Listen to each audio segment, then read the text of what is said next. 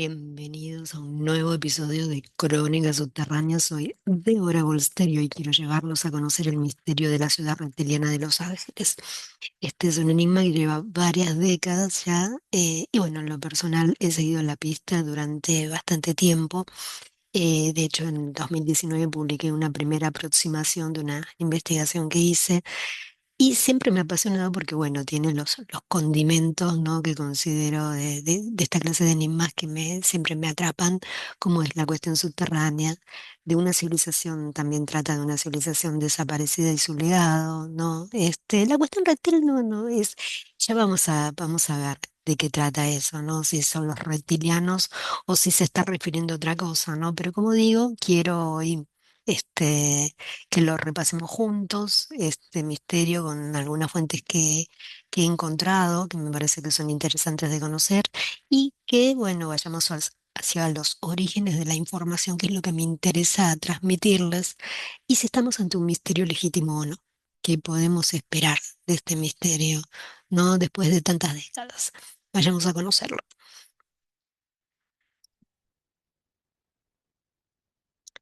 Bien.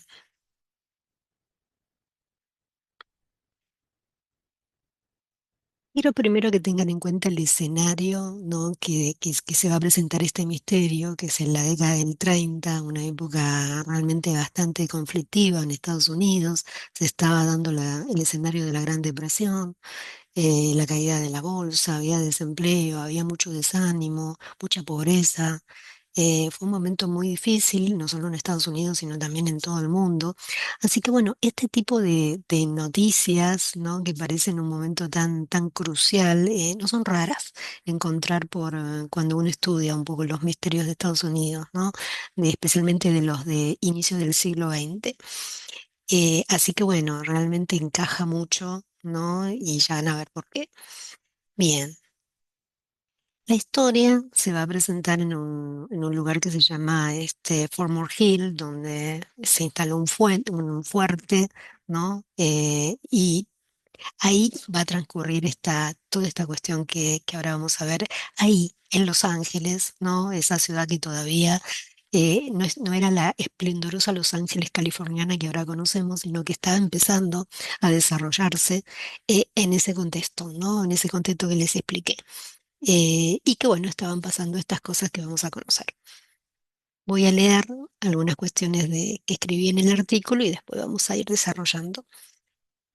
Dice, para entender algunos puntos de esta intrincada narrativa, debemos remontar nuestra mirada a 1846, año en que se inicia la guerra que enfrentará a México contra Estados Unidos, ¿no? Estaban peleando por Texas y obviamente Estados Unidos va a arrebatar a Texas a México, ¿no? Y se dice que es en ese contexto cuando se decide la construcción por parte de los norteamericanos de un fuerte emplazado el mismo en una colina de Los Ángeles, bautizado más tarde como Fort Hill, ¿no? Nombre elegido para honrar a un soldado fallecido llamado Benjamin D. Moore, ¿no? Es acá y vamos a ver, mostrarles algunas otras de Fort Hill.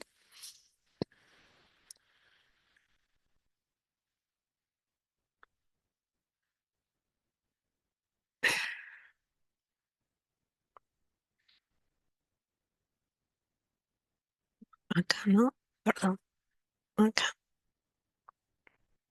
Bueno, ¿no? Acá estamos viendo. Vamos a ver algunos de la época, de cómo era Fort Hill. Acá tienen una foto, ¿no? Panorámica, esta del año 1887. Una zona que después se va a hacer residencial, y que también va a tener va a ser como objeto de otra cuestión, porque va a ser como un cementerio por un tiempo. Ahora ya vamos a ver eso, ese punto, ¿no? Y acá tenemos más, ¿no? Bien. ¿No? Y esto ya más en el tiempo, en el año 1937, ya 4 años después que habían terminado todos, casi 3 años después que habían terminado todos esos misterios que ahora vamos a conocer, ¿no? Y que después empezó el gran desarrollo que conocemos actualmente de Los Ángeles. Bien, sigamos.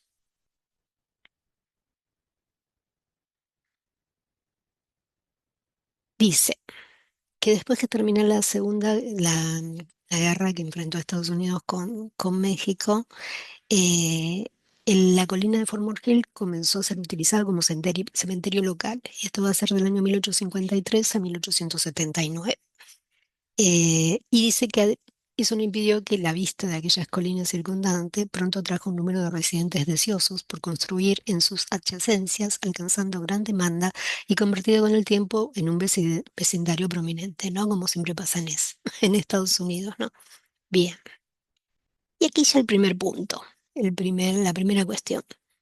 Esta tranquilidad se vería interrumpida en 1897, un poquito antes del inicio del siglo XX, cuando un joven de la localidad llamado J.S. Brunner divisara a tres hombres hispanos realizando extraños movimientos sobre el antiguo fuerte. Ante su consulta, los forasteros respondieron estar tras la búsqueda de un antiguo tesoro oculto, según le revelaran, y que fue ocultado por la fuerza estadounidense en 1847, marcado el mismo por una barra de hierro. La noticia se esparció como pólvora, convirtiéndose en una sensación. Irónicamente, en 1847, no casi 20 años atrás, se señala como el año en que se desata la fiebre de oro en California y que hasta 1855 tendrá en vilo en todo el país, ¿no? Entonces teníamos como estos puntos, ¿no? Que estaban ocurriendo. Bueno, obviamente el tesoro no apareció y el interés, dice, de los locales se desvaneció rápidamente en que el sueño de la riqueza nunca se extinguió.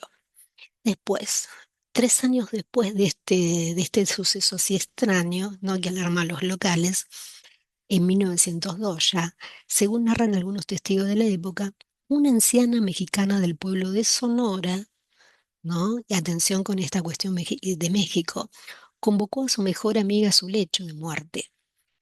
Le dibujó allí un mapa que según ella la llevaría a un tesoro enterrado en Fort Hill, en esta colina, ¿no?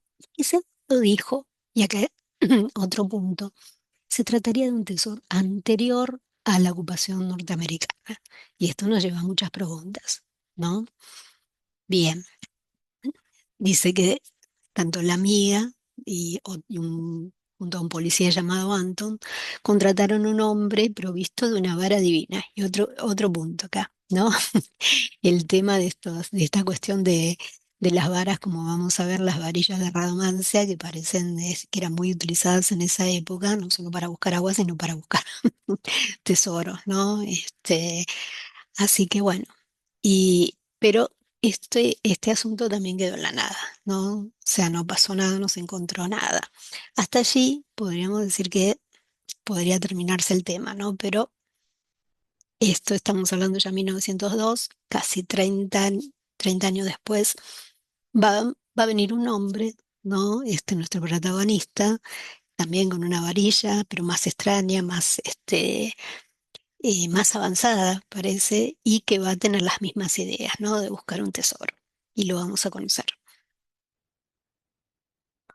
Bien, nuestro hombre se llama George Warren Schaffel, ¿no? Y como yo le puse en el artículo, un inventor suelto en LA.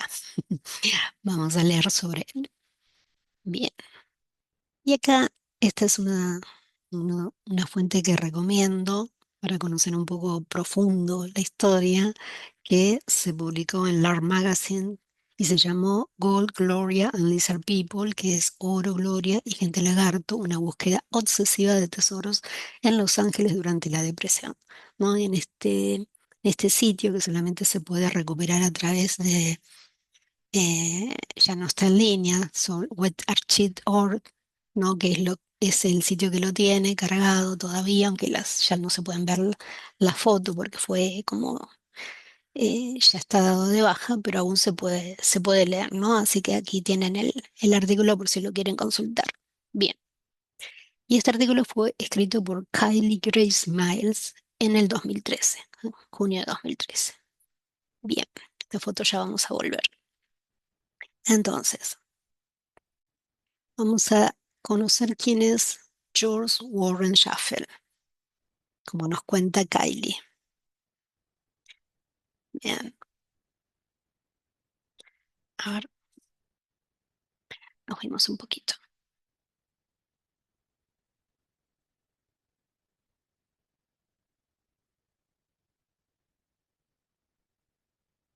Dice, George Warren Shaffer nació en Middletown, Ohio, en 1886, en el seno de la segunda generación de ohianos. Tercer hijo de 7 hermanos, pertenecía a una comunidad protestante alemana que valoraba el trabajo de la tierra tanto como cualquier otra profesión. Su padre era albañil. Una vez superada la edad escolar, se esperaba que los 4 hijos Schaffel se convirtieran en jornaleros, pobres, ¿no? Peones agrícolas en las granjas locales. Al igual que sus hermanos antes que él, se independizó alrededor de los 20 años, viajando a Toledo, donde se convirtió en tallador de vidrio, ¿no? Escapando de una situación difícil, ¿no? Como hacían, ¿no? Un joven en esa época, me imagino que debió ser muy difícil. Para 1916, Schaffel trabajaba como vendedor de bonos en Sargent and Company en Indianápolis, ¿no? Allí se metió en problemas, ¿no? Y empieza esta relación de los medios con Schaffel, ¿no? Que parece que era un personaje, durante toda su vida fue un personaje que atrajo, ¿no? Un poco a los periódicos, ¿no? Y aquí ya lo vemos, ¿no? Que pasó se escapó de la cuestión de terminar siendo jornalero, se dedicó al tallado de vidrio, pero que parece que no practicó, y después lo vemos ya trabajando por una compañía de bonos, ¿no? Un vendedor de bonos que eran muy, muy habituales en esa época. Dice, y ya ahí se metió en problemas, dice, antes de llegar a los titulares como cazador de tesoros. Schaffel protagonizó un artículo del Indianapolis News titulado Cuestión de honor empresarial. Ante un juez del Tribunal Municipal, Schaffel, de 30 años y con una impresionante, un impresionante ojo morado, explicó que él y Carles Hunter habían tenido un altercado por difamar su mercancía, ¿no? Parecía un poco pendenciero, se enojó y se peleó, ¿no? Así que bueno, esta es la primera noticia que tenemos de Schaffel a nivel mediática, ¿no? Como un hombre así peleando, ¿no? Por su honor. Bien. Ya después dice que en 1919, perdón, bien, dice que después Schaffel ya se lo va recorriendo Texas y Nuevo México antes de llegar a California, seguro como vendedor. Ya no, pero aquí dice, acá hay un agregado más, ya no era un simple vendedor ambulante. A pesar de haber cruzado la secundaria, ahora afirmaba ser un ingeniero profesional, ¿no? Y este es un punto importante porque lo van a ver en varios artículos que ponen que tiene títulos en ingeniería, este, como inventor sí, esto sí, pero bueno, no es ningún ingeniero, apenas tenía la secundaria, pero bueno, después como que lo vemos saltando académicamente, ¿no? Y como dice esta autora, dice, afirmaba ser un ingeniero profesional y respetable, aunque se dedicaba a la búsqueda de oro. ¿No? Pero estaba bien visto, ¿eh? Buscar oro estaba bien visto en esa época, para todos.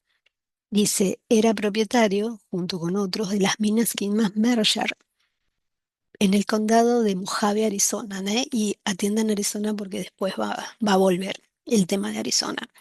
Y dice que en septiembre de 1930 el San Bernardino County Sun, otro periódico, documentó la primera reunión de la junta directiva de Jaffel, ¿no? O sea, Jaffel seguía, toda actividad que hacía llamaba un poco la atención, ¿no? Debió ser un personaje bastante fascinante de conocer.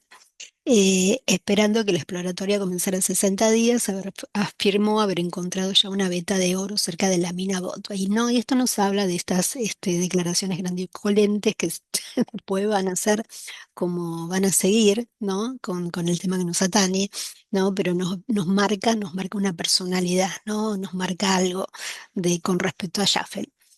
Y dice que el señor Schaffel declaró que la mejor manera de superar una crisis en la minería o los negocios era entrar en producción, ¿no?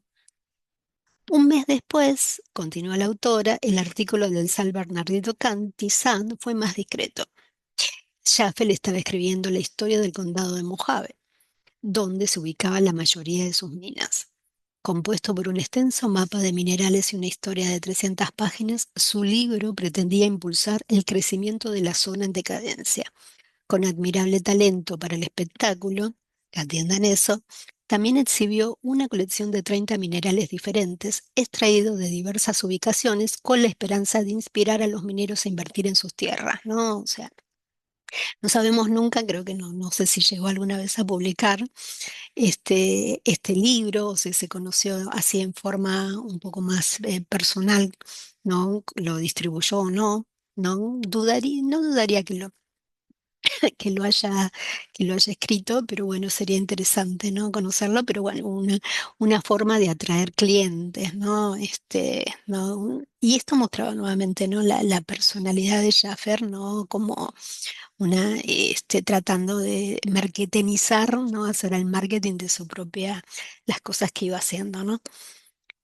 Bueno, pero acá vuelve el tema que les digo, ¿no? La depresión se agravó, ¿no? Hundiendo a Schaffel y a su inútil plan para atraer inversores a su negocio minero, ¿no? Dice la autora. En Los Ángeles, una ciudad de casi 1,2 millones de habitantes, el 25% de la fuerza laboral estaba desempleada, ¿no? Imagínense el desastre que era, ¿no? En ese entonces. Y lo sigue siendo el mundo, ¿no? No Los Ángeles en sí. Bueno, los desesperados, y al igual que Jaffel, se habían dedicado a la prospección de oro. Los libros de minería se habían convertido en los títulos más populares de la biblioteca del condado de Los Ángeles, ¿no? O sea, todo el mundo quería leer ese libro a ver si podía salvarse de esa gran miseria que los acosaba, ¿no? La búsqueda de oro se consideraba una alternativa admirable a la caridad o al trabajo gubernamental, ¿no? Y casi 1.500 hombres se dirigieron a las montañas de San Gabriel para intentarlo con suficiente éxito como para animar a más buscadores, ¿no? Era un movimiento intenso, ¿no? O sea, es furor todo lo que fue siempre la fiebre de oro en Estados Unidos. Me encantaría leer todos los libros posibles, ¿no? Tantas historias de esa época, tantas historias, tantas. Bueno, sigamos. Dice que a medida que su negocio de prospección comenzaba a decaer, Schaffel trabajó en un invento, y atención aquí, lo llamó radio máquina de rayos X, una herramienta sensible a los depósitos de metales preciosos bajo tierra. Según Schaffel, su artilugio no solo podía determinar la ubicación de las vetas de oro, sino también tomar fotografías subterráneas de sus hallazgos, dice la autora. ¿No? Y acá lo vamos a ver a Schaffel, se los voy a mostrar acá, perdón. Ahí, ¿dónde está? Acá. Acá lo vamos a ver ya una toma es un poco después de lo que estamos contando. Y esta es una de las tomas más conocidas de él, ¿no? Que después lo hizo muy famoso. Y lo vemos con su invento, ¿no? Esta varilla, ¿no? Que él decía que era como más que una simple varilla de radiestesia. Y ahí está, ¿no? Y hay varias opiniones con respecto a eso y las vamos a conocer, ¿no? Más allá de acá la mirada picante de la autora, ¿no? Que estamos comentando. Bien, mm, sigamos. Dice, bueno, y acá desconfía, ¿no? De la varilla de radiestesia la autora. Bueno, dice, si la máquina funcionaba o no parecía ser un punto discutible, pero eso no quita que en 1933 su invento llamara la atención de dos hombres que buscaban oro español, no como es otra vez, en Fort Hill, ¿no? En esa colina, la colina dorada, como se lo decía. Bien, uno de ellos se llamaba Ray Martínez, que dice que poseía un antiguo mapa del tesoro. Constantemente se refería a él como un mapa de piel de oveja, ¿no? Muy comunes en en esa época, ¿no? De la fiebre del oro circulaban cantidad de mapas, la mayoría obviamente eran fraudes, pero bueno, alguno que otro quizás tenía algo, ¿no? Que podía llevar a su descubridor a la gloria, ¿no? Pero eran poquísimos. Y dice que este mapa de piel de oveja, cuya antigüedad e importancia supuestamente se demostraban por el material primitivo sobre el que estaba dibujado, ¿no? Cuando esto marcaba su antigüedad, ¿no? El tema de estar sobre una piel de animal. Según este mapa, el oro de una antigua familia española estaba enterrado en la ciudad de Fort Hill, cerca de la antigua mansión Beinin, ¿no? Y esto nos lleva a pensar si esto tiene que ver con el mapa de esta mexicana de Sonora, que no ha trascendido su nombre, que le dejó a su amiga, a su amiga un mapa bastante parecido, también en piel de animal, si no estamos ante una copia y ni seguimos buscando el mismo tesoro que planteaba la mexicana, ¿no? Bien,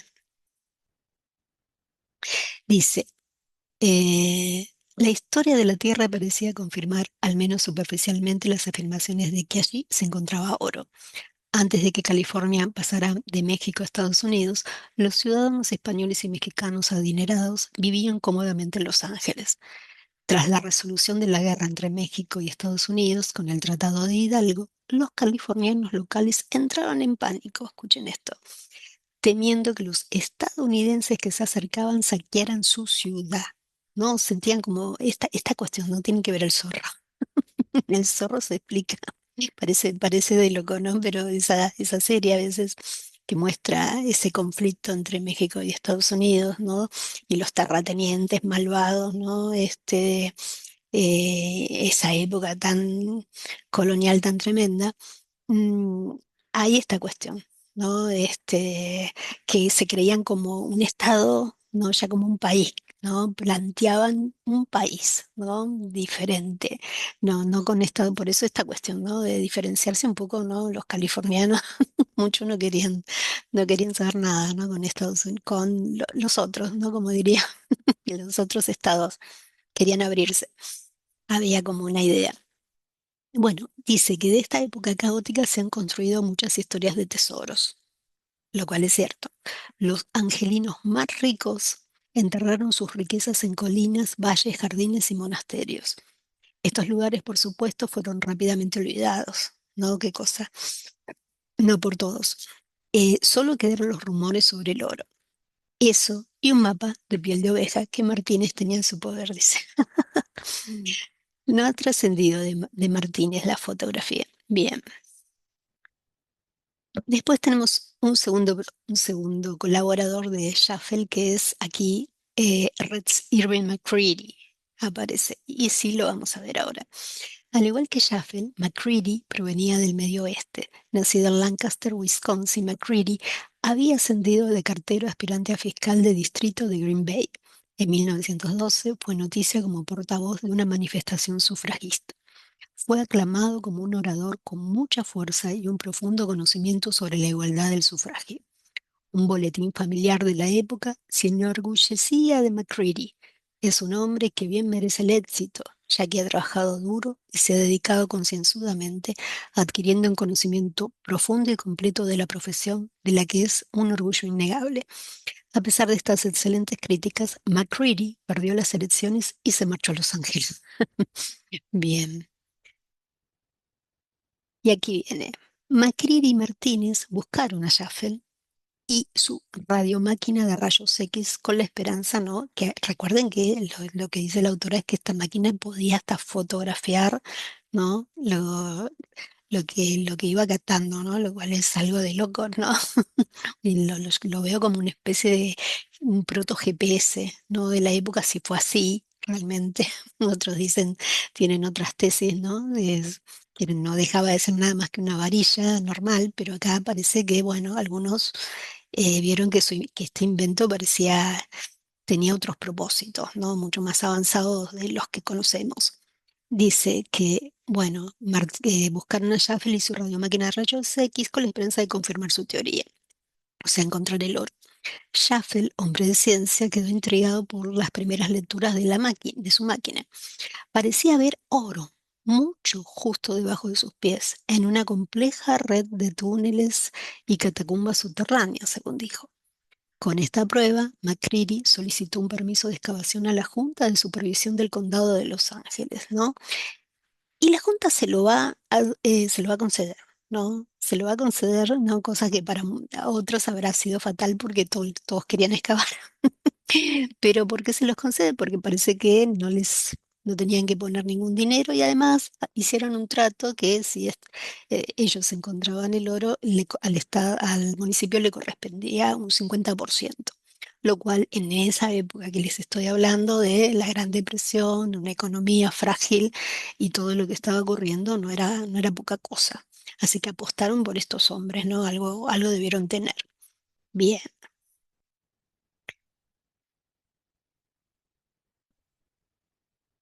Dice, ¿no? Y que a diferencia de la mayoría de las demás solicitudes que recibía la Junta, el permiso no le costaría nada al condado. El sitio de excavación, Fort Hill, era un espantajo de mansiones ruinosas, la abandonada escuela secundaria de Los Ángeles y edificios gubernamentales obsoletos.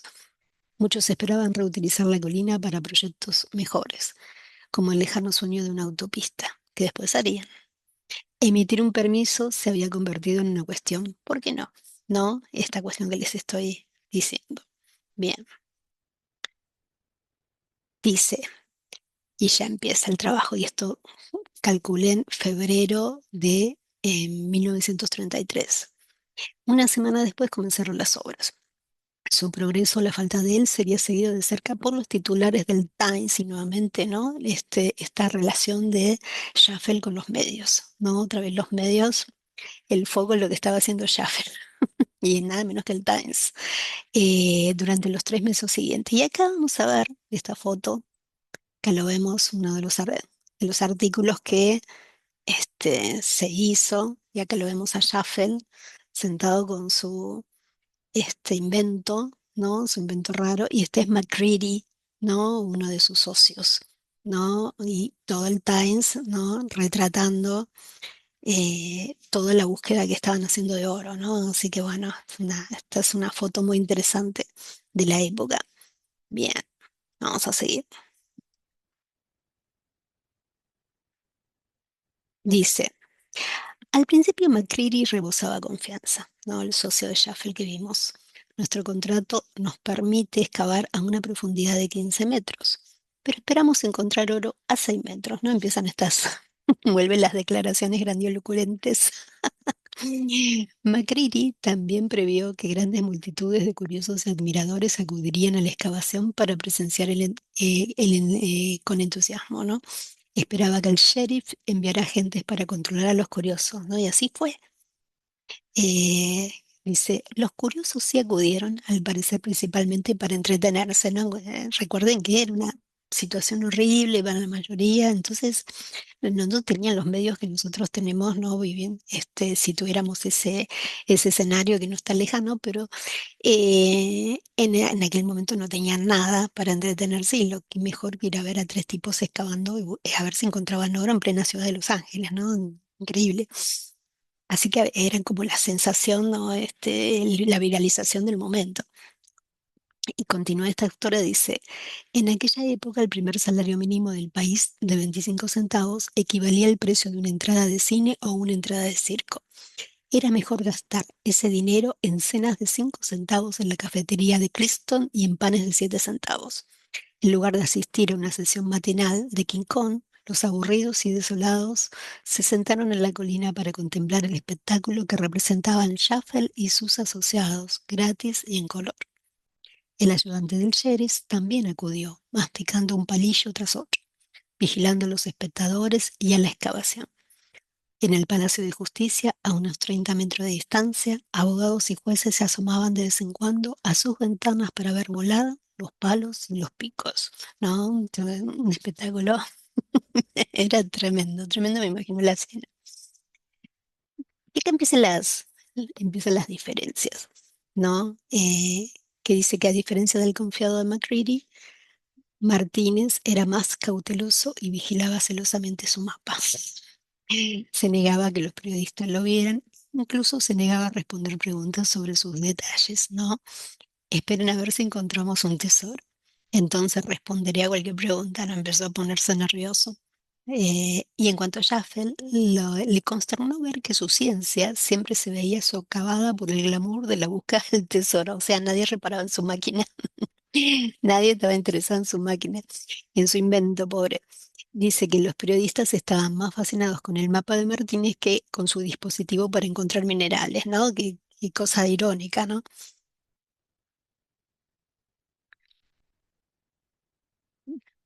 Dice, le irritó descubrir que los periódicos habían bautizado su radio de rayos X como Dulebuk, o sea, un término así medio despectivo, ¿no? Como una varilla así, ¿no? De radiestesia nada más Y eso es como que le empezó a molestar porque él decía que había hecho un descubrimiento científico de importancia, pero nunca dijo que, que no. Y además estamos hablando de un hombre que solamente tenía el secundario, si no recordamos mal. Dice, naturalmente le decía a los periódicos, me molesta, es un dispositivo científico que no solo localizará oro, sino también otros minerales. En el mundo del periodismo, Schaffel se convirtió en un científico loco y excéntrico que gritaba Eureka. Martínez, en cambio, era un estoico cazador de tesoros, desentrañando un secreto con paciencia, manteniendo la compostura y la seriedad. Dice, para marzo, la búsqueda ya casi un mes se había convertido en una broma. El Times escribió, irónicamente, que el oro aparentemente es de naturaleza esquiva e inquieta y no se conforma con quedarse en un solo lugar. Schaffel continuó moviendo el sitio de excavación, consultando obsesivamente su instrumento, reinterpretando sus lecturas y cambiando de dirección. Habían pasado 2 semanas desde que comenzó la excavación. La colina estaba llena de agujeros, pero no se pudo encontrar ningún tesoro. Frustrados e irritados, Chappell y Martínez aguantaron las injurias de los observadores escépticos. El mismo hombre que una vez se había peleado a puñetazos por una cuestión de honor empresarial, ahora se vio envuelto en dos disputas con algunos provocadores. Estas disputas, según el Times, proporcionaron la emoción del día.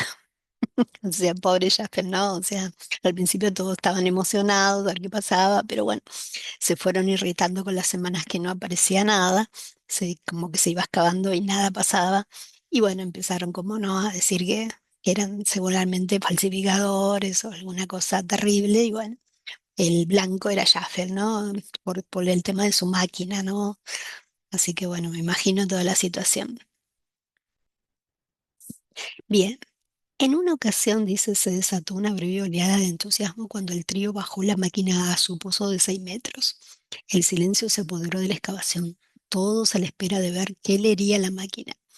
Pero los taciturnos buscadores de tesoros se negaron a revelar la causa de la emoción contenida y la intensa expectación se disipó rápidamente. O sea, seguía sin pasar nada. Bueno, y acá viene un dato, ¿no? Porque esta excavación se va a interrumpir porque se va a desatar un terrible terremoto, va a ser el 10 de marzo de 1933, ¿no? Que va a afectar a Long Beach. Y vamos a ver unas fotografías de ese terrible terremoto que se cobró más de 100 vidas, ¿no? Y dice que fue un desastre que cambió la forma en que los residentes del sur de California miraban los terremotos, ¿no? Imagínense que el impacto psicológico que tuvo, ¿no? Dice que eso llevó a las normas de creación de construcción de las escuelas y una mayor conciencia de la amenaza que enfrentaría lo que se conocería como el país del terremoto, ¿no? Por primera vez tomaron conciencia, ¿no? De lo que significaban ¿no? Estas movidas, ¿no? De la tierra.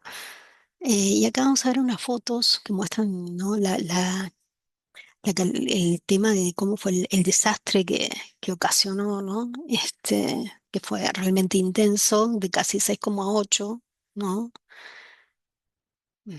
Vemos una- todo dañado, este edificio,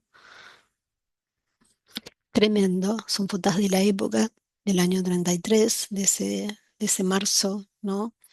Eh, Tremendo.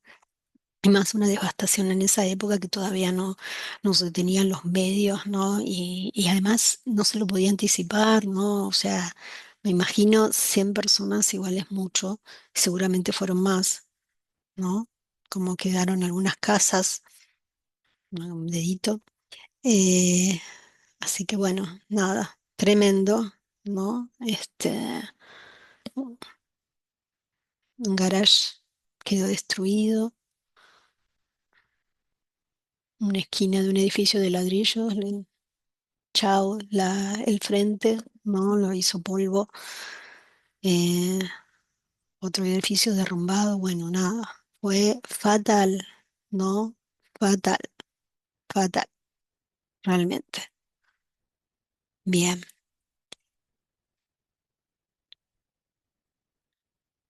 Vamos a ver qué dice. Bueno, esto va a hacer que, claro, en el municipio se interrumpa la excavación Y recién se va a retomar, a pesar de todo, a pesar de todo, van a retomarlo el 27 de marzo, casi 17 días después, ¿no? De lo ocurrido. O sea que dentro de todo tuvieron suerte. Pero claro, toda esta situación hace que ya el Estado, y como no pasaba nada, ¿no? Un poco ya le retirara, ¿no? El apoyo que habían tenido, que habían conseguido, ¿no? Que era casi milagroso.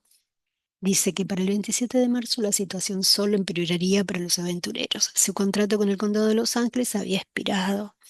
Habían alcanzado los 15 metros asignados y no habían encontrado nada.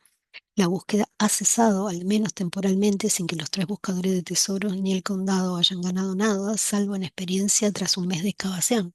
Sin desanimarse, McCready solicitó otro permiso de excavación. Dice, eh, Dice que el primer mes de excavación, bajo el contrato original, no produjo más que dolores de espalda, ampollas en las manos, un hoyo de 6 metros y una gran cantidad de tierra removida, ¿no? Totalmente inútil todo. El equipo ya no confiaba demasiado en Schaffel ni en sus palpitaciones, ¿no? Apenas unos días después, la excavación se pospuso indefinidamente. El grupo ya no pudo obtener un tercer permiso.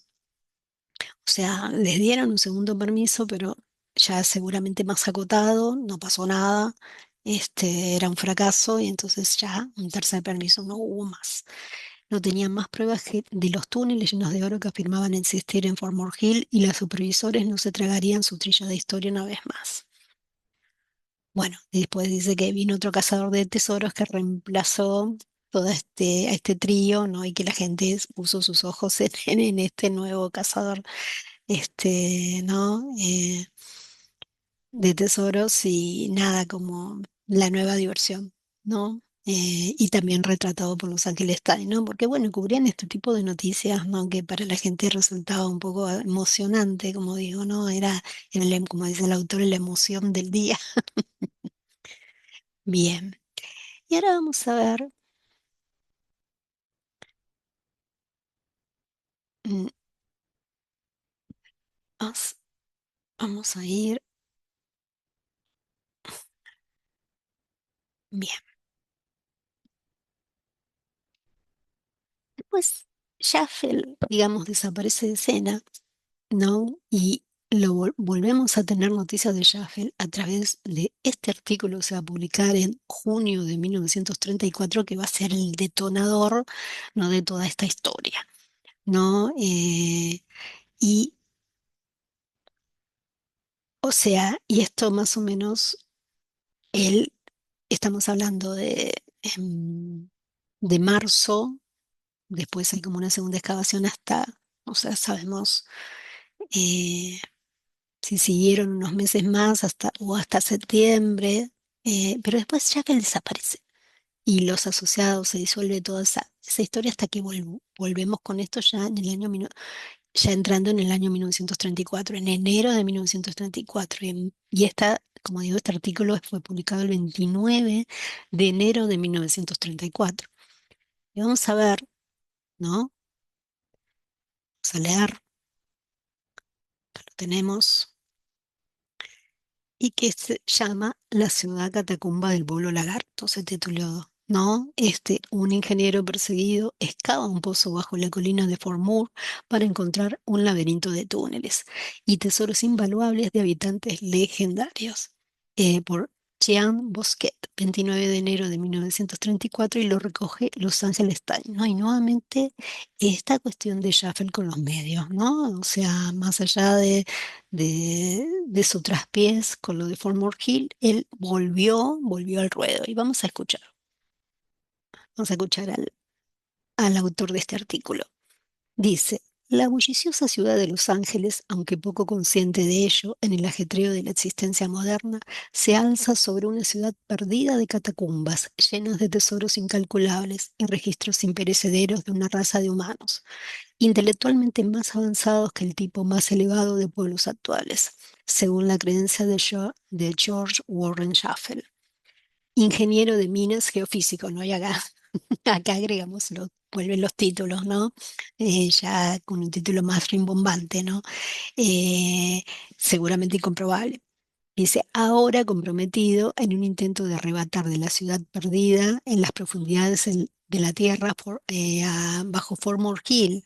Dijo, ¿no? Ahora pasamos entonces de un tesoro normal, de la búsqueda tradicional, a otra cosa, ¿no? Que esto es lo que va a intrigar, ¿no? Va a llamar más a la intriga, ¿no? Él habla ya de haber detectado casi una ciudad bajo Los Ángeles, ¿no? Túneles y catacumbas. Dice, y los secretos del pueblo lagarto de fama legendaria en las logias medicinales de los indígenas americanos, ¿no? Y esta cuestión del pueblo lagarto, ¿no? El pueblo lagarto, ¿no? Como con, ¿no? Los lagartos tradicionales que nos acostumbramos en las últimas décadas con respecto al imaginario, pero el lagarto, la serpiente, ¿no? Tiene que ver con el conocimiento. Y uno de los pueblos que más se asocia con esta cuestión es el de los mayas. No, los mayas, el pueblo serpiente, no se olviden, y porque los mayas aquí hay un punto con ellos, como ya dije. Bien, sigamos. Y acá lo vemos a otra fotografía de Sheffield de paso. Dice, Sheffield y un pequeño equipo de asistentes creen tan firmemente que se puede encontrar un laberinto de catacumbas y tablillas de oro invaluables debajo del centro de Los Ángeles, ¿no? Que decía que era el epicentro, ahí era la capital de todo este imperio perdido. Que el ingeniero y sus ayudantes ya han excavado un pozo de 250 pies en el suelo. La boca del pozo está en la antigua propiedad de Baining en North Hill Street, con vista a Sunset Boulevard, Spring Street y North Broadway, ¿no? Zonas muy así icónicas, ¿no? Especialmente Sunset Boulevard, me recuerda a la película. Bien. Y tan convencido está el ingeniero de la infalibilidad de su aparato de rayos X perfeccionado por él para detectar la presencia de minerales y túneles bajo la superficie de la Tierra. Bueno, ya no está esta cuestión que primero era un invento tradicional, pero que ya tenía la particularidad de fotografiar lo que iba registrándose, ¿no? En los subsuelos. Y acá ya como que, bueno, puede detectar no solo los minerales, sino hasta túneles bajo la superficie de la Tierra, está diciendo, ¿no? Como digo, estamos ante un hombre que nos dice que inventó un proto-GPS antes de GPR, perdón, antes de tenerlo en esta época que digamos, ¿no? Y me recuerda mucho lo que está pasando en Egipto con el grupo de italianos, con Filippo Biondi, a quien tuve el gusto de entrevistar, y Armando May. eh, pero especialmente Filippo Biondi, que ha descubierto una especie de sistema que permitió registrar unas lecturas bajo la meseta de Giza que hizo furor en todo el mundo, ¿no? Por lo que se registró. Así que imagínense, ¿no? Estamos ante una misma situación, ¿no? Y acá un hombre dice, de alguna manera propone lo mismo, ¿no? Es interesante. Bien.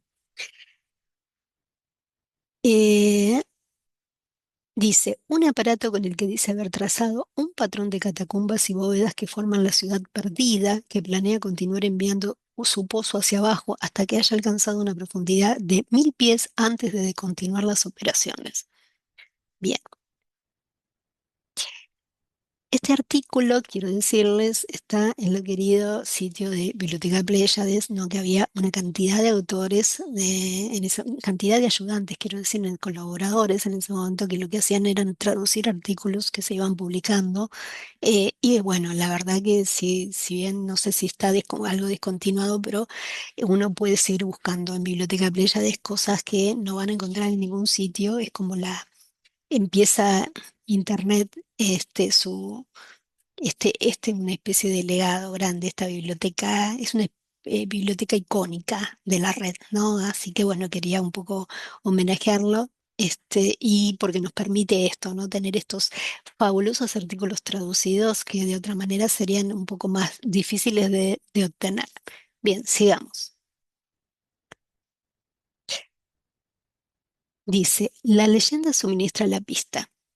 Sheffield se enteró de la leyenda del hombre lagarto después de que su radio de rayos X lo llevara de un lado a otro sobre un área que se extendía desde Biblioteca Pública en West Fay Street hasta el Museo del Suroeste en Museum Drive al pie del Monte Washington.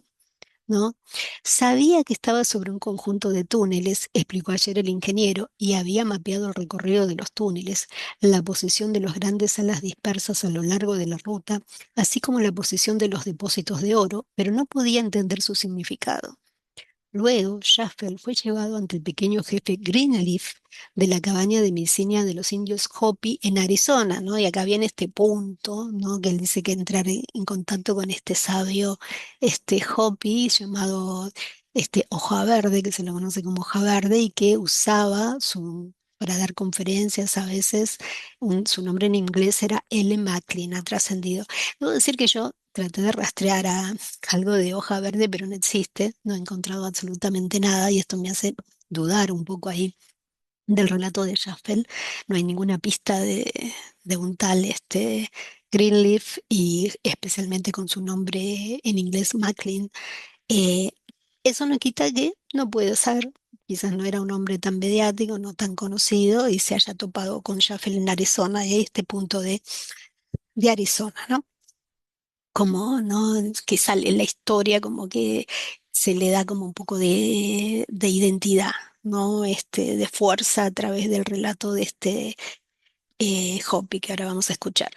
Y le dijo, y dice que este indio proporcionó al ingeniero una leyenda que, según ambos hombres, coincide exactamente con lo que Jaffel dice haber encontrado.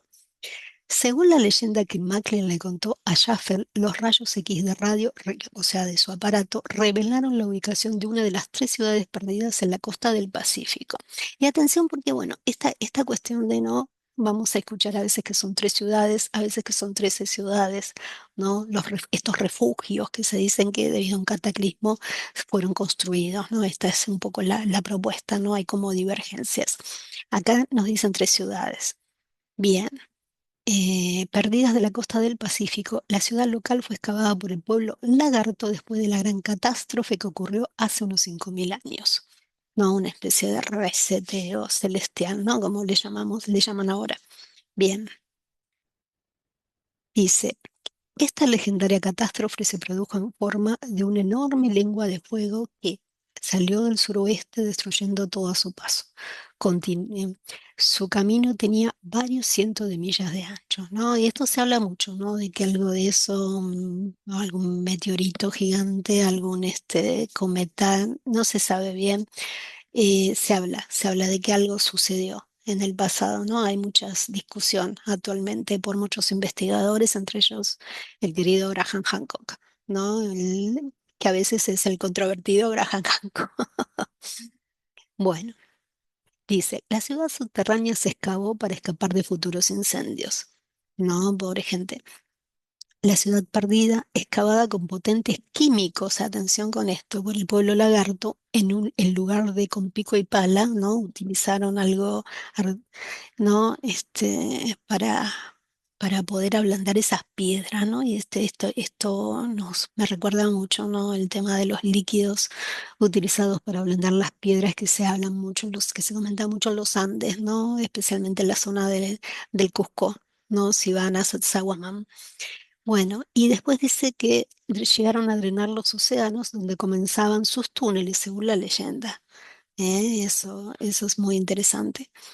Dice, la marea que entra y sale diariamente por los portales de los túneles inferiores y fuerza el aire hacia los túneles superiores proporciona ventilación y limpia y desinfecta los túneles inferiores, afirma la leyenda. Grandes habitaciones en las cúpulas de las colinas sobre la ciudad de los laberintos albergan a 1.000 familias, a la manera de edificios altos y suministro de alimentos imperecederos, de la variedad de hierbas se almacenaban en las catacumbas para proporcionar sustento a la gente. La gente lagarto durante un gran periodo de tiempo mientras el siguiente incendio arrasaba la tierra, ¿no? Un cataclismo tremendo, tremendo, tremendo. Bien. Ciudad diseñada como un lagarto, continúa el artículo, que es ¿no? Que vemos acá. Dicen que tiene esta forma, ¿no? Vamos a agrandarla un poquito. No, este es el mapa que proporcionó Schaffel, ¿no? Y donde estarían oro, oro, oro, oro, oro, oro, ¿no? Vamos viendo oro, todos los refugios, ¿no? Donde estarían, ¿no? Él dice que haber mapeado todos esos refugios donde estaba el oro. Y este es el mapa que él va a presentar, ¿no? Yo digo el cebo, el cebo para su idea, ¿no? Así que bueno, muy, muy interesante. Vamos a seguir. Bien. Dice, según la leyenda, le cuenta este indio Hopi, el pueblo lagarto consideraba al lagarto como un símbolo de larga vida, no de longevidad, como le decían ellos, ¿no? Su ciudad tiene la forma de un lagarto, según la leyenda, con su cola hacia el suroeste, muy por debajo de las calles Fitz y Hope, y su cabeza hacia el noroeste en las calles Lookout y Marva. La sala de llaves, atención aquí, de la ciudad se encuentra justo dejado de South Broadway, cerca de las calles Segunda, según Shuffle y la leyenda. Esta sala de llaves es el directorio de todas las partes de la ciudad y de todas las tablillas de registro según la leyenda. Acá está el gran legado, ¿no? Acá está el gran legado que dice Shuffle, ¿no? Que además que encontraríamos los refugios, oro, lo más importante de esta civilización es el legado de sus orígenes, ¿no? Y de toda su vida, ¿no? Y dice que todos los registros, y esto me es muy conocido, debían conservarse en tablas de oro de 4 pies de largo y 14 pulgadas de ancho. En una de estas tablillas de oro, cuyo oro fue el símbolo de la vida para el legendario pueblo lagarto, y acá tendríamos mucho que hablar, ¿no? El oro monotemático, que se le dice, no me acuerdo bien, se encontrara el registro, se encontrara, y atención, el registro de la historia de los mayas, ¿no? Atención con esto, ¿no? Del pueblo maya. Y en una tablilla en particular, cuya esquina suroeste faltará, se encuentra el registro del origen de la raza humana, ¿no? Entonces nos da a entender que esta civilización tiene que ver con los mayas, de alguna manera, ¿no? Que hay algo que vincula con los mayas, ¿no? Nos abre un montón de interrogantes. Sigamos. Tabletas fotografiadas. Y acá sigue ella, fiel como tirando más, ¿no? Más, hace usando más el tema, dice. Jaffe le afirmó que había tomado fotografías de rayos X de 37 de esas tabletas, tres de las cuales tienen sus esquinas suroestes cortadas. Mis imágenes de rayos X de los túneles y habitaciones que son vacíos subterráneos y de imágenes de oro con esquinas, lados y extremos perfectos son una prueba científica de su existencia, dijo Jaffe. Sin embargo, la historia legendaria debe seguir siendo especulativa hasta que sea desenterrada mediante excavación. Es lo mismo que ahora un poco se propone con el tema de Egipto, ¿no? O sea, las lecturas que los italianos han asombrado al mundo desde el año pasado, cuando bajo Giza se descubrió esa supuesta ciudad. Bueno, queda el impedimento de que no se puede ir más allá porque no dejan excavar. ¿No? Y acá Sheffield estaba diciendo lo mismo, ¿no? Que bueno, que él tenía todo eso, pero que era necesario ir a excavar, ¿no? O sea, ¿no? Nos propone lo mismo, ¿no? Como estos enigmas vuelven, ¿no? En el tiempo, ¿no? Bueno, según lo que le dice MacLean, que era este sabio Hopi, alias Hoja Verde, el pueblo lagarto poseía una intelectualidad mucho mayor que la de los seres humanos modernos. Y entonces está esta cuestión que yo les decía, que el pueblo lagarto son los mayas, ¿no? Estamos ante el pueblo serpiente en realidad, que ellos le dicen lagarto, ¿no? El que siempre sabemos que eran, además fueron unos matemáticos excelsos y astrónomos tremendos, ¿no? O sea, los mayas es una de las civilizaciones más fascinantes de toda nuestra América, no hay duda. Dice que los logros intelectuales de sus hijos de 9 años eran iguales a los de los graduados universitarios actuales, afirmó, o sea que éramos unos brutos bárbaros. O sea, ¿no? Imagínense, ¿no? La amplitud de su conciencia, ¿no? Les permitía llegar a quizás a mayores avances de los que nosotros tardaríamos muchas décadas en hacer, ¿no? Esto me recuerda también mucho el tema de la Atlántida, ¿no? Que otro día voy a tocar. Bien. Tan avanzados científicamente eran estos pueblos que, además de perfeccionar una solución química con las que perforaban el subsuelo sin remover tierra ni roca, ojo, también desarrollaron un cemento mucho más fuerte y mejor que cualquiera de los que se usan en los tiempos modernos, con el que revistieron sus túneles y habitaciones. Entonces tenemos, ¿no?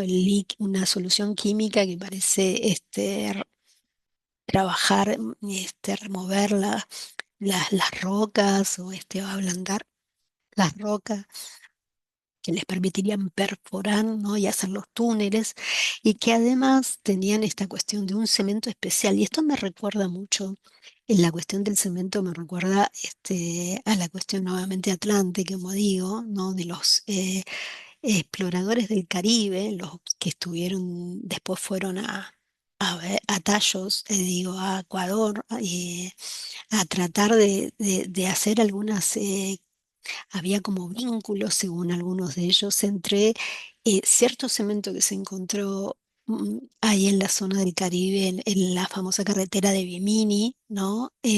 Con cierto cemento que se vio en algunas construcciones muy viejas de Ecuador, ¿no? Así que bueno, había esta cuestión, ¿no? Que me parece muy, muy interesante, y ya acá se habla de esto, ¿no? Se está diciendo esto es lo mismo, como digo, cómo vuelven los mismos, ¿no? Así que bueno,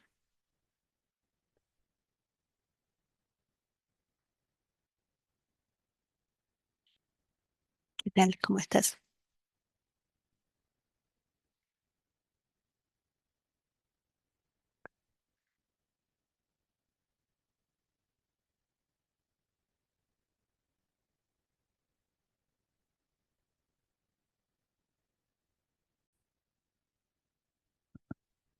Un último punto que dicen en el artículo es: las colinas encierran la ciudad, ¿no?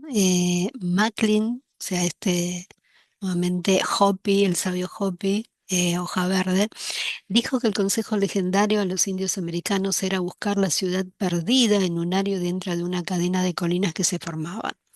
La ranilla de un casco de caballo, el contorno de las colinas que rodean esta región forma dicho diseño, lo que corrobora los hallazgos de Sheffield, dijo el dispositivo de radio, ¿no?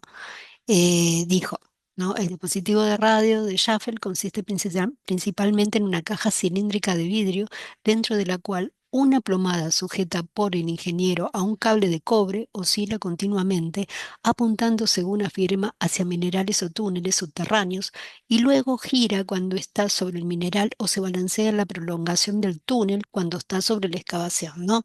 Eh, Ha utilizado ampliamente el instrumento en campos mineros, ¿no? O sea, como que ya había hecho esos avances, ¿no? Y todo esto lo que le está, esta narrativa que le está contando este Safio Hopi, que difiere, ¿no? De la narrativa que conocemos un poco, ¿no? Pero bueno, esto es lo que recoge Schaffel de un sabio supuesto de Arizona que realmente no he podido localizar.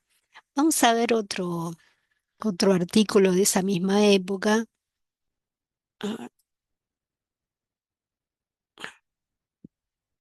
bueno, no, acá estamos viendo el mapa,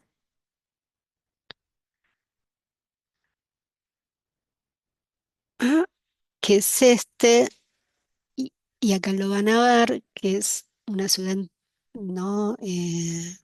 Enterrada subterránea bajo Los Ángeles, en el corazón de Los Ángeles sería. Es un artículo que aparece un día después de este artículo, que es del 29 de enero, el primero, como digo, y este ya es del 30 de enero de 1934. Un día después lo recoge otro medio, eh, que es el San Pedro News Pilot. Acá está chiquitito, por eso se los quería mostrar antes grandes.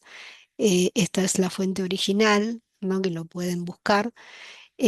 San Pedro News Pilot, volumen 6, número 2, 30 de enero de 1934. Y dice, se busca una ciudad ya directamente, ¿no?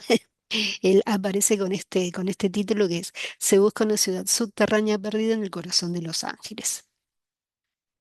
Dice, Los Ángeles, 30 de enero. Una leyenda indígena y un radiograma han impulsado a un grupo de hombres a excavar en el corazón de Los Ángeles en busca de una ciudad subterránea perdida del pueblo lagarto.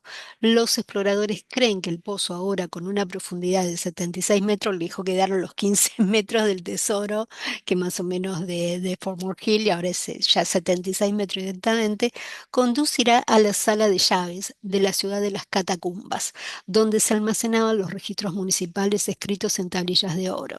George Warren Schaeffer, ingeniero geofísico, sigue con la misma cantinela de los títulos, eh, de minas y diseñador del radiograma. Le llaman radiograma, ¿no? El aparato va cambiando también de diferentes etiquetas, ¿no? A lo largo de los artículos. Y otros colaboradores excavaron hace poco 15 metros, ¿no? De una propiedad del condado de la misma zona en busca de oro que supuestamente fue enterrado por españoles. El condado les negó el permiso para seguir excavando, pero Schaffel continuó las exploraciones con su dispositivo, lo que lo llevó de un lado a otro por un área que abarcaba desde la biblioteca pública hasta el Museo del Suroeste. Después veremos este tema de las zonas que se marcan en Los Ángeles, que son muy particulares, donde estarían el epicentro de todos estos refugios, ¿no? Estas ciudades perdidas. Dice, bueno, no más o menos lo que le declara al otro, al periódico, recogen un poco, ¿no? Dicen, sabía que estaba sobre una red de túnel, bla, bla, bla. Bien, ¿no? Y que lo interesante es esto, ¿no? La conexión que hace eh, con este sabio Hopi, supuestamente que le hace todo este tipo de revelaciones, ¿no? Vamos a seguir. Bien, a ver si hay algo más.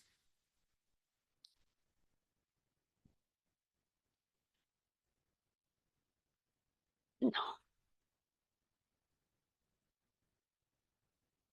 creo que ya está todo. Bien. Bien, quiero presentarles ahora, ¿no? Mientras se daba toda esta cuestión de Schaffel, que obviamente también va a quedar un poco en la nada, ya les aviso, ¿no? O sea, no pasa nada, ¿no? Hace todo este tipo de declaraciones realmente bastante insólitas, ¿no? Lleva el tesoro, el clásico tesoro ¿no? De esa época hacia una cuestión un poco más profunda, que ya entra como en el rango de la historia fronteriza, ¿no? La historia no aceptada de estas tierras perdidas, ¿no? Lo lleva mucho más profundos, ¿no? Y se enraiza como en las viejas leyendas que ya que circulaban, ¿no? Como les digo, yo no pude nunca localizar eh, a Hoja Verde, y tampoco la historia de los Hopis tiene nada que ver con lo que él está narrando, ¿no? Hay sí una historia de varios, como ellos le llaman, tiempos, ¿no? Varios mundos que van describiendo, ¿no? Y que van pasando cosas, ¿no? Quizás en un punto de ese mundo podría algo vincular, ¿no? De la historia de los Hopi con sus mundos desaparecidos hasta llegar al actual, y que entra en tierras míticas, ¿no? Según algunos. Pero quiero hablar de esta mujer, que es, bueno, que mientras hacía la investigación me topé con esta mujer, que se llama Edith, acá la estamos viendo, Edith Eldon Robinson, ¿no? Y esta es una foto del año 1929, ¿no? Supuestamente. Eh, ¿Y qué es lo interesante de esta mujer? Veamos, ¿no? Escritora, es poeta, además artículos de ficción, cortos, novelas, cuestiones ocultas, lecturas, daba lecturas, o sea, estamos además de una escritora, de una psíquica, ¿no? Edith se presentó como una psíquica, y una historia trascendió que nos va a llevar hacia un punto álgido de esta cuestión que a mí me llamó mucho la atención, es esto. Ella, al parecer, tuvo esto, vamos a ver, vamos a ir un poquito primero, quiero mostrarle esto, ¿no? Que es el Journal of the American Society for Physical Research. ¿no? Que este órgano, ¿no? Esta publicación, ¿no? Que de corte así paranormal, ¿no? Que recogía toda esta cuestión de lo psíquico, de la época, que estaba muy de moda, el espiritismo. En enero de 1934, ustedes van a ver, recibe una, se los quiero mostrar, vamos a poner edit, recibe un artículo que dice, ¿no? Acá lo van a ver, vamos a bajar un poquito, y que está acá, lo voy a agrandar, Case Records Vision of Desaparecida Civilización del California del área, ¿no? Y les voy a leer, ¿no? He preparado porque está todo en inglés, pero yo acá me lo traduje para mí. Dice, registro de una visión de una civilización desaparecida en la zona de California. La señorita Edith Elder Robinson de Pico, California, con fecha del 26 de septiembre, ¿no? De ese 1933, envió al editor un relato completo y atestiguado de una visión que tuvo estando en compañía de amigos la noche del 22 de diciembre de 1933. Eh, Perdón, sería 34 y bueno, el 33 ella tuvo la visión y les envió después esto. Esta visión de ser verídica sugeriría clarividencia en el tiempo, ya que la atención del sujeto se centró sucesivamente en dos periodos de civilización pasada y sumergida, una, uno de los cuales, con mucho el más reciente, ostentaba las marcas de una cultura de excelencia excepcional, con un desarrollo artístico y arquitectónico superior a todo lo existente. La segunda visión imaginó un estrato de vida civilizada mucho más antiguo y enterrado más profundamente, ¿no? Estaba viendo primero parece una cultura mucho más cercana en el tiempo y después vio una cultura mucho más vieja, ¿no? Estaba teniendo esa visión. Su peculiaridad sobresaliente residía en que era subterránea la segunda. Atención. Una vasta ciudad se presentó ante sus ojos en túneles gigantescos que se extendían hasta la orilla del mar. La idea que se le sugirió en su mente fue que estos túneles se construyeron para mayor seguridad en caso de ser sorprendidos por bandas merodeadoras, también que proporcionaban medios para el tránsito fluvial.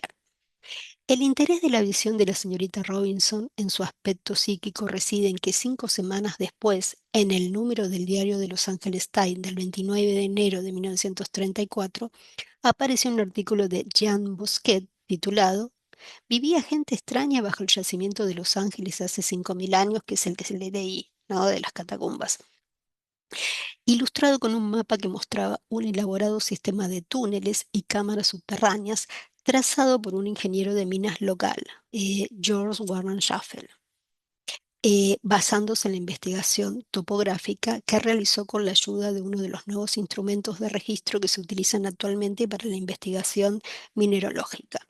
Se afirmaba que Schaffel se había interesado por esta rama especial de la exploración gracias a una leyenda que le proporcionó una autoridad indígena, según la cual, hace unos 5.000 años, un pueblo conocido como el pueblo lagarto vivía en una vasta red de túneles subterráneos que formaban lo que los indígenas llamaban la ciudad lagarto. No es descabellado suponer que estas tradiciones indígenas puedan basarse en hechos, por muy distorsionados que estén, a 47 kilómetros al norte de la Ciudad de México, y ahora lo vamos a ver. El arqueólogo Niven descubrió restos de no menos de 3 civilizaciones sucesivas con estratos de arena, grava y roca entre cada una. Estos restos se encuentran ahora profundamente hundidos, pero la altitud del lugar del descubrimiento es de 300 metros. Bueno, ¿no? Eh, Acá lo que nos está diciendo, ¿no? Es que Edith tuvo esta visión antes que se publicara el artículo de Schaffel del año 34, ¿no? Lo cual es bastante interesante, que tuvo testigos y se lo envió a esta revista, a este journal parapsicológico, y así fue publicado, ¿no? Y que contaba un poco, eh, realmente reafirmaba la visión de Schaffel, pero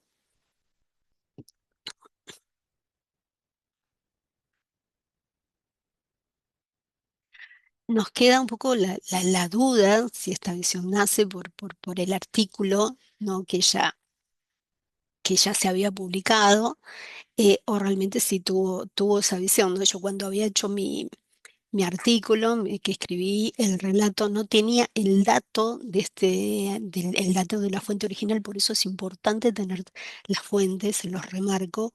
No había conseguido la fuente original, había conseguido solamente un aporte de lo de Edith, pero aquí con la fuente original cambia mucho porque ella está diciendo que lo tuvo después. Lo tuvo antes de alguna manera, pero a mí me parecía como que primero Jaffe había conocido su relato, pero aquí estamos viendo que Jaffe no conoció su relato, o sea, él fue el precursor y ella afirma que su visión es anterior. Así que nos queda la duda, bueno, está hablando, ¿no? De alguna manera y se habla ahí de un descubrimiento realizado por este William Niven, que fue un arqueólogo muy importante, vamos a verlo.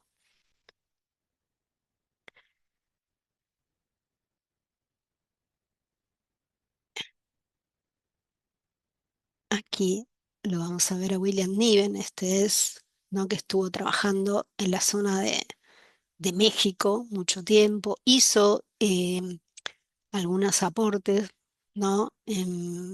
Nativo de Austin, dice fallecido en 1937, el descubridor de minerales y de las tablillas Niven. Y acá está el tema, porque si bien académicamente sí, se lo puede considerar, se hizo más conocido gracias a un escritor británico llamado James Churbar, el que escribió sobre Mu. eh, se salió ah, un minutito. Bien, entonces, y acá quiero mostrarles, es la página del nieto de Churbar, que al quien yo entrevisté hace muchos años.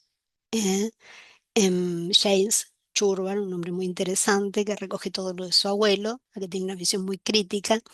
Y acá habla del, ¿no? Porque, como digo, James Churbar, colocó el tema del descubrimiento de Niven relacionándose con su visión de Lemuria y Mu, y acá había, ¿no?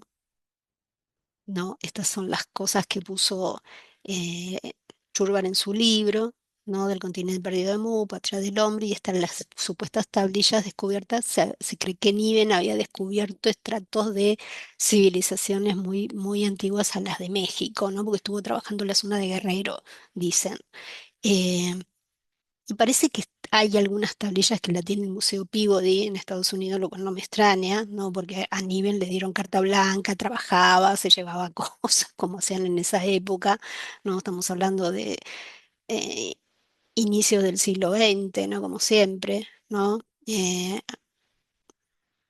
Em, Así que bueno, estas son lo que está diciendo el artículo de que recogen, ¿no? Por ejemplo, esto hizo mucho ruido. Mucho de esto está desaparecido porque dice que muchas de todo lo que tenía Niven se vendió. Y por eso digo, algunas cosas la tiene el Museo Pibedo y vaya a saber quién tiene toda la colección, ¿no? De lo que él fue descubriendo, que eran cosas un poco extrañas de ahí de México. Algunos dicen que ya dijeron que era una falsificación, no sé por qué.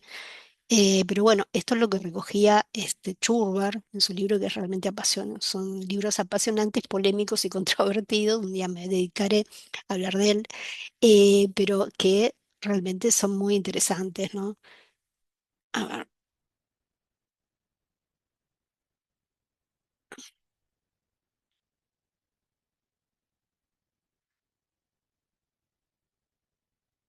mm, listo. Bueno, quería volver a la página. Ahí está. Bien, ¿no? Y esto es una de ¿no?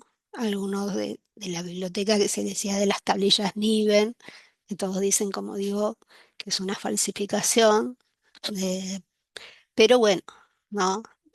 Es una falsificación y siempre desaparece. ¿no? Hay alguien que está interesado, ¿no? Parecen un poco burdos por ahí los dibujos, pero bueno, ¿no? Las tablillas de Niven, realmente fascinante todo el trabajo. A ver, ¿cuándo fue el descubrimiento? Eh, 1921.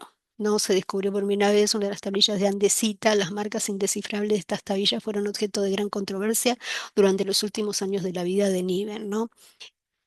Eh, dice que Niven se interesó por la arqueología a través de sus viajes a México y las excavaciones que se realizaban allí en ese momento. Niven comenzó trabajo arqueológico en Guerrero, México, donde entre otros trabajos adquirió la primera figurilla del estilo Xochipala redescubierta. Sin embargo, debido a la Revolución Mexicana de 1910, se vio obligado a mudarse al Valle de México. ¿No? Interesantísimo. Y bueno, después viene la conexión con Jane Churvers, ¿no? Nada, que daría para largo para hablar. Pero bueno, lo, para ir terminando esta primera parte, después nos vamos a, viene una segunda, no me alcanza ahora el tiempo, es resumiendo, ¿no? Entonces tenemos un tesoro normal, una búsqueda de un tesoro normal que deriva en la búsqueda de este tesoro un poco más profundo, de este legado mucho más profundo y que, bueno, nos hace plantearnos algunas dudas si es para seguir excavando y buscando el tesoro normal y de dónde salió toda esta historia, ¿no? Y si realmente Jaffe había hecho un descubrimiento de importancia con su equipo proto GPR, como le digo yo. Así que bueno, y en la segunda parte, le digo, se viene bastante picante, ¿no? Vamos a conocer dónde están los lugares que citaba Jaffe, donde se podía encontrar este legado y veremos algunas cuestiones que los van a sorprender. Así que los espero.